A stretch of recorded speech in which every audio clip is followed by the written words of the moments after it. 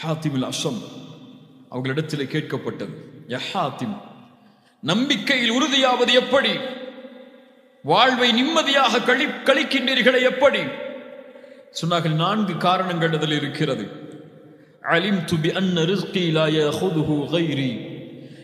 எனக்கு கொடுக்கப்பட்ட ரிஸ்கை யாரும் எடுத்துவிட முடியாது. என்னுடைய ரிஸ்க் எனக்கு தான் வந்து சேரும், யாரும் அதை அபகரித்து விட முடியாது என்று எண்ணுகிறேன். என் உள்ளம் நிம்மதி அடைகிறது. என் செயலை என்னை தவிர யாரும் செய்ய முடியாது என்று எண்ணுகிறேன்.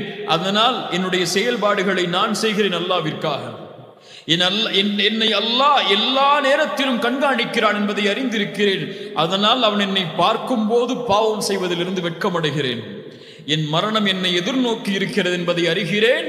அதனால் அதற்கான தயாரிப்பை செய்கிறேன் என்று. அல்லாஹ் அக்பர். அல்லாஹுடைய கஜானா விசாலமானது, அல்லாஹுடைய ரிஸ்க் விசாலமானது. சுப்ஹானல்லாஹ். இப்னு சம்மாக் ஹாரூன் அர்-ரஷீத் அப்பாசியாவுடைய கலீஃபாவில் மிக மேன்மையானவர், உயர்ந்தவர், செல்வந்தர். அவர்களிடத்தில் ஒரு முறை வந்தார்கள் இப்னு சம்மாக். தாகம் ஏற்படுகிறது ஹாரூன் ரஷீத் அவர்களுக்கு. இப்னு சம்மாக் ஒரு தண்ணீரை கொடுக்கிறார். பாதி இருக்கிறது அதில். உங்களுக்கு தாகிக்கிறது, எதுவும் இல்லை, இந்த தண்ணீர் தான் இருக்கிறது. இதை நான் உங்களுக்கு கொடுக்க வேண்டும் என்றால் எனக்கு எதை கொடுப்பீர்கள் நீங்கள்? ஹாரூன் ரஷீத் சொன்னார்கள், என் ஆட்சியில் பாதியை உனக்கு கொடுக்கிறேன் என்று. அந்த தண்ணீர் எனக்கு வேண்டும் என்பதற்காக கொடுத்தார்கள். குடியுங்கள் மன்னரே. சிறிது நேரத்திற்கு பிறகு கேட்டார்கள், நீங்கள் வயிற்றிலே குடித்த அந்த தண்ணீர் வெளியேற சிரமப்படுகிறது, அது வெளியேறக்கூடிய மருந்தின் இடத்தில் தான் இருக்கிறது என்றால்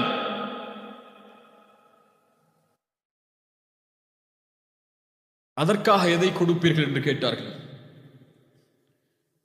நான் கொடுக்கக்கூடிய தண்ணீரை கொடுத்தால் அது வெளியேறிவிடும், அந்த மருந்தை கொடுத்தால் வெளியேறிவிடும். இந்த மருந்துக்கு விலை என்ன உங்களிடத்தில்? குடிப்பது, குடித்ததற்கு பிறகு வெளியேறுவது. சொன்னார்கள், இன்னும் இருக்கக்கூடிய என் பாதி ஆட்சியை உனக்கு கொடுத்து விடுகிறேன். இப்னு சம்மாக் சொன்னார்கள்,